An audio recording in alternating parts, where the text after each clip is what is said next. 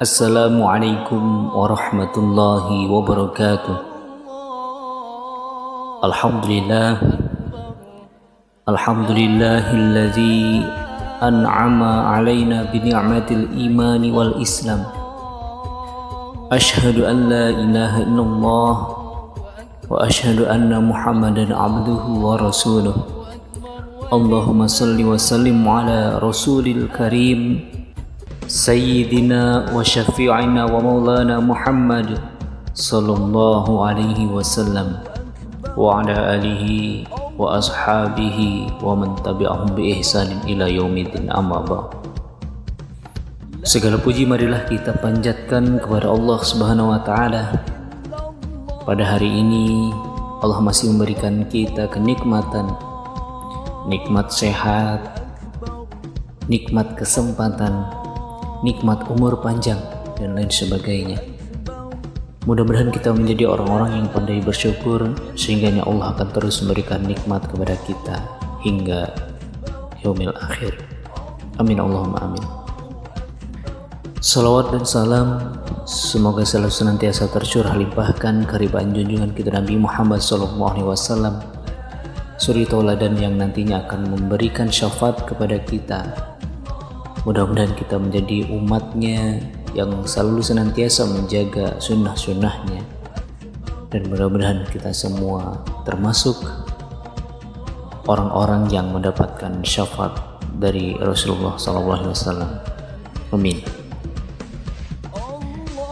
Adik-adikku yang kami banggakan, Hari Raya Idul Adha termasuk dari dua perayaan besar dalam agama Islam. Setiap tanggal 10 Zulhijjah, berdasarkan penanggalan Hijriyah, umat muslim di seluruh dunia memperingatinya sebagai Hari Raya Kurban. Kita tahu bahwa sejarah terjadinya kurban adalah terjadi pada zaman Nabi Ibrahim alaihissalam beserta keluarganya.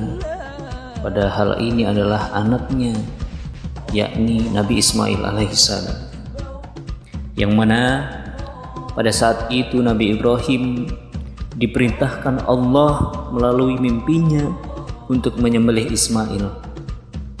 Coba kita bayangkan, seorang ayah harus memotong anaknya sendiri. Bagaimana perasaannya? Apalagi lama tidak dikaruniai seorang anak. Nah, singkat cerita, setelah Nabi Ibrahim menyampaikan mimpi itu kepada Nabi Ismail, dan Nabi Ismail mempersilahkan dengan keikhlasan hatinya, karena Nabi Ismail tahu bahwa itu adalah perintah Allah, maka saat akan dipotong, malaikat turun dan menggantinya dengan seekor domba yang sangat gemuk. Lalu apa sih sebenarnya pengertian kurban itu sendiri? Adik-adik yang kami banggakan, berkurban yang berarti dekat dalam agama Islam disebut sebagai al-udhiyah atau ad-dahiyah, yang artinya binatang sesembelihan. Lalu binatang apa saja yang dapat dijadikan kurban? Di antaranya adalah domba, kambing, sapi, dan unta. Jadi tidak semuanya binatang bisa dijadikan kurban. Asal ada pertanyaan seperti ini, Pak, boleh nggak berkurban dengan 10 ekor ayam? Atau Pak, boleh nggak berkurban dengan 1 ekor gajah yang sangat besar? Jawabannya adalah tidak boleh. Karena disyariatkan dalam Islam adalah domba, kemudian kambing yang berusia 1 tahun, kemudian sapi yang berusia 2 tahun, dan onta yang minimal berusia 5 tahun. Adik-adikku yang kami banggakan, perlu kita ketahui juga bahwa tidak semua keempat binatang yang kita sebutkan tadi bisa dijadikan kurban. Loh, kenapa? Ada syarat yang harus diperhatikan. Yang pertama, hewan yang akan dijadikan kurban harus tidak memiliki penyakit yang nampak terlihat oleh kita. Misalkan seperti gudikan misalkan ya.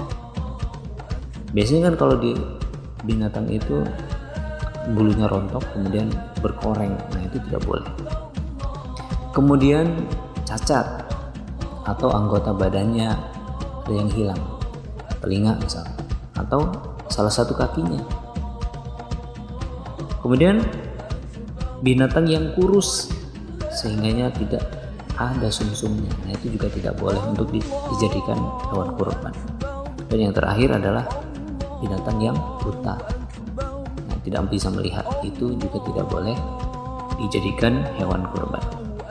Jadi harus benar-benar sehat dan harus benar-benar bugar gitu ya, tidak ada yang cacat sedikit pun.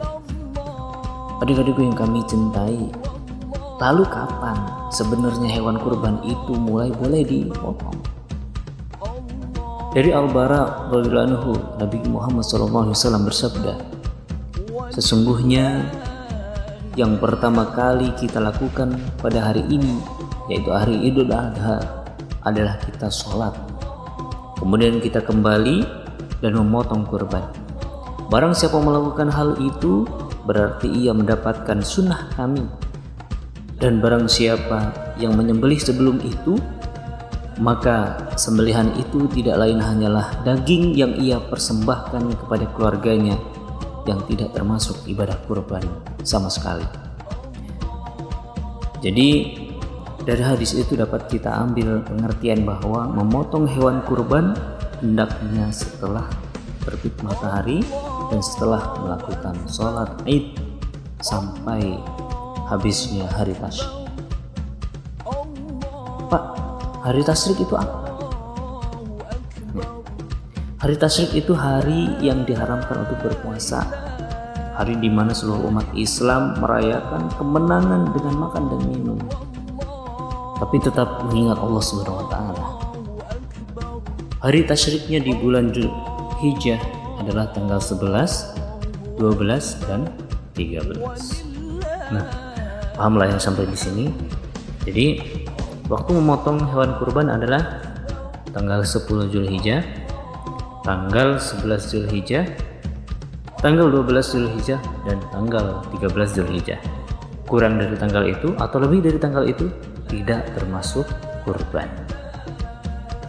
Adik-adikku yang kami banggakan, lalu ada beberapa sunnah yang harus dilakukan di bulan Dzulhijjah, yaitu sebelum hari raya Idul Adha. Yang pertama adalah kita disunahkan untuk berpuasa, ya, berpuasa Tarwiyah dan Arafah. Hadis Rasulullah SAW. Dan puasa pada hari Arafah akan dihapuskan dosa 1 tahun yang telah lalu dan 1 tahun yang akan datang. Kemudian sunnah yang lainnya adalah sebelum kita melaksanakan sholat Idul Adha, hendaknya jangan makan dan minum.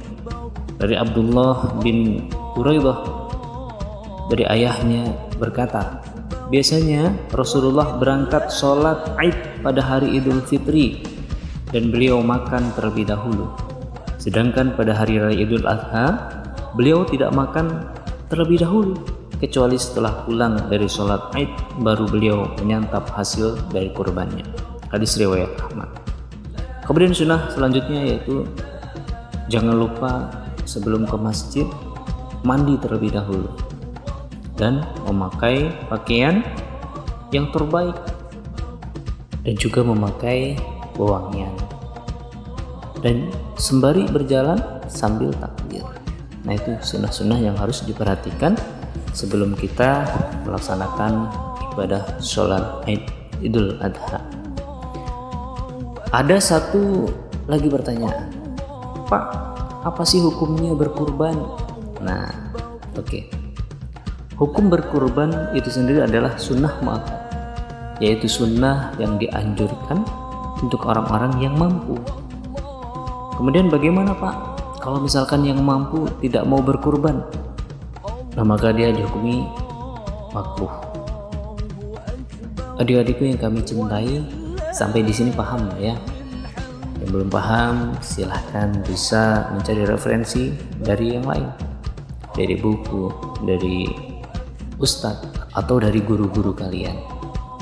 Itulah gambaran sedikit tentang hari raya Idul Adha atau hari raya kurban.